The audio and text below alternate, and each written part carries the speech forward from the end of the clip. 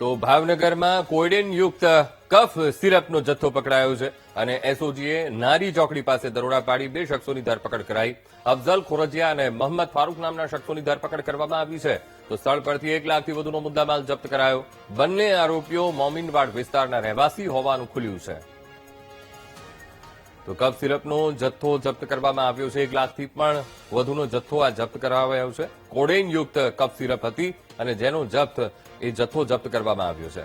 તો ભાવનગર એસઓજી મહત્વપૂર્ણ આ કાર્યવાહી. એસઓજીએ 2 શખ્સોની ધરપકડ કરી છે. બંને આરોપી મોમીનવાડ વિસ્તારના હોવાનું ખુલ્યું છે.